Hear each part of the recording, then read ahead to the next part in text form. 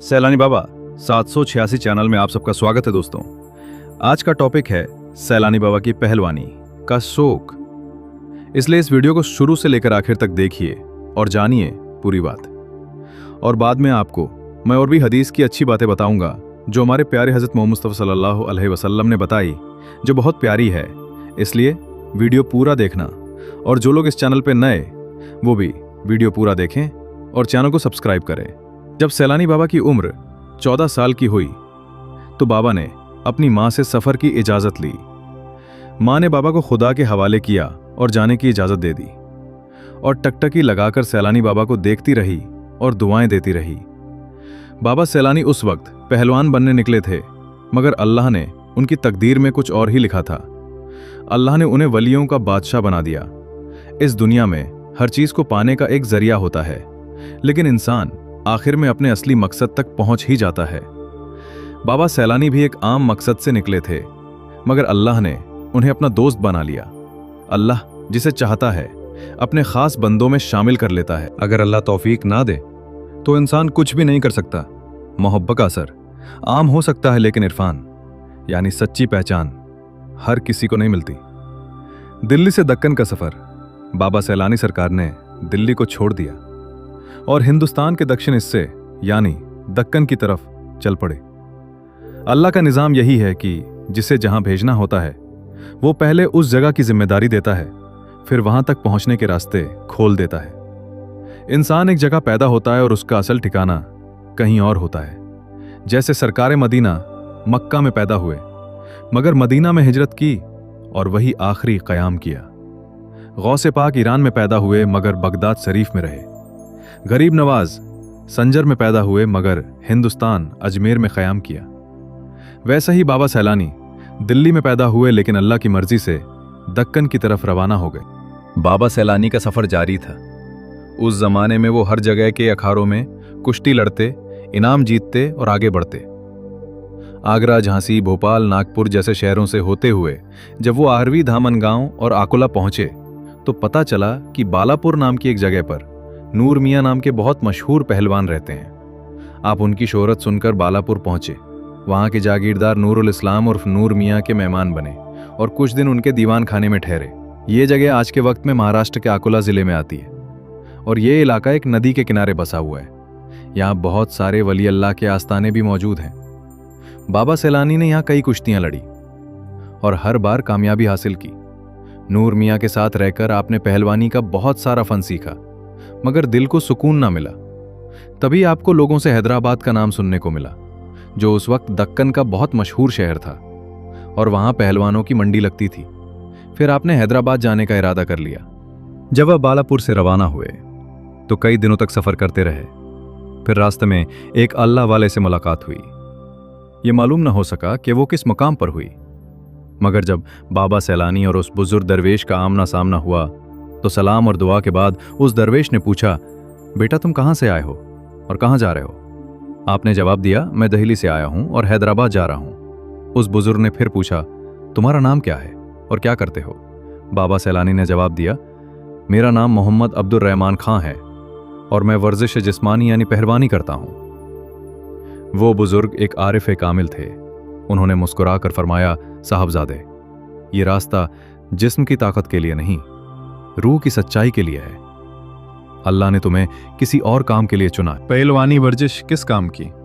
जब तक जवानी है तब तक ही पहलवानी है, लेकिन जब बुढ़ापा आएगा तो यही जिस्म तुम्हारे लिए बोझ बन जाएगा। फिर क्या करोगे तुम? ऐसी वर्जिश करो जो दुनिया में भी तुम्हारे लिए फायदेमंद हो और आखिरत में भी तुम्हारे काम आए, और ऐसी हो जिससे मखलूक को भी तुम्हारी जात से फायदा पहुंचे। उस बुजुर्ग दरवेश ने कहा कि रसूल अलैहिस्सलाम की हदीस है कि तुम में से वो बेहतर है जो दूसरों के काम आता है। दरवेश का ये कलाम सुनकर सरकार सैलानी थोड़ी देर तक सोच में डूब गए।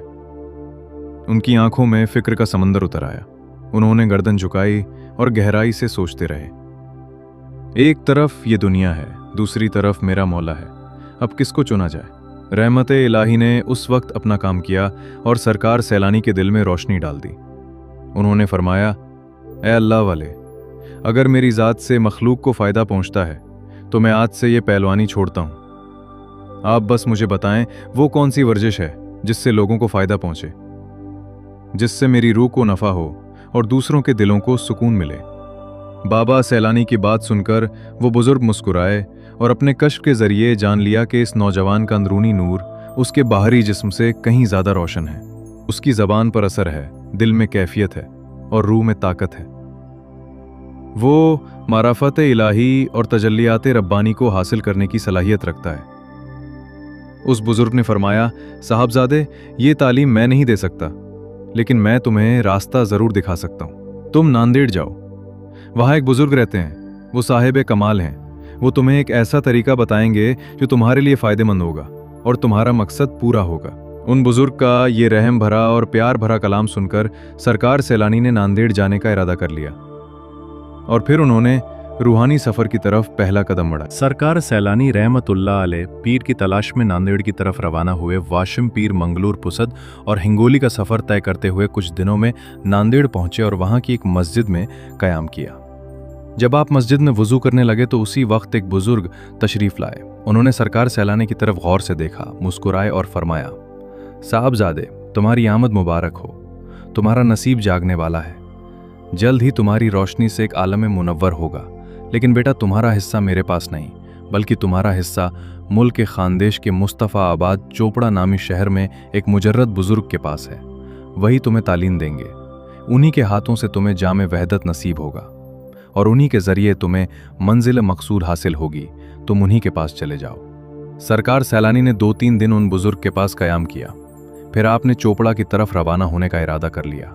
उसी राह में एक दरवेश से मुलाकात हुई, जिन्हें लोग शहनशाह विलायत मौलाना मोहम्मद खैरुद्दीन के नाम से जानते हैं। सरकार सैलानी ने कहा, तलाश यार में जितनी भी मुश्किलें आएं तो आने दो। अब मैंने मंजिल तक पहुंचने का इरादा कर लिया है। तो दोस्तों, फिर सैलानी बाबा ने आगे क्या किया, ये जानना चाहते हो तो कमेंट बॉक्स में जरूर बताओ, ताकि मैं इसका अगला पार्ट बना सकूं। और अगर आप सैलानी बाबा के सच्चे आशिक हों और उनसे प्यार करने वाले लोग हों तो कमेंट बॉक्स में हक सैलानी या सैलानी लिखे और बताओ वीडियो कैसा लगा। दोस्तों, सैलानी बाबा ने ये सारी मुश्किल सिर्फ अल्लाह के लिए सहे हैं और अल्लाह ही के लिए सैलानी बाबा जीते रहें और इबादत करते रहें। इसलिए हमें भी अल्लाह से प्यार करना चाहिए और सैलानी बाबा के नक्शे कदम पे चलना चाहिए। तो दोस्तों, वीडियो को पूरा देखो और जो मैं तुम्हें हदीस बताऊंगा उसे ध्यान से सुनो और याद कर। रसूलुल्लाह सल्लल्लाहु अलैहि वसल्लम ने फरमाया, मेरी उम्मत कहते हुए मैंने अपने रब से उनकी मग़फ़िरत की दुआ मांगी। रसूलुल्लाह सल्लल्लाहु अलैहि वसल्लम ने फरमाया, जिसने लोगों को दिखाने के लिए अमल किया, अल्लाह उसे क़यामत के दिन सबके सामने जलील करेगा। रसूलुल्लाह सल्लल्लाहु अलैहि वसल्लम ने फरमाया, कब्र जन्नत के बागों में से एक बाग है या जहन्नम के गड्ढों में से एक गड्ढा है।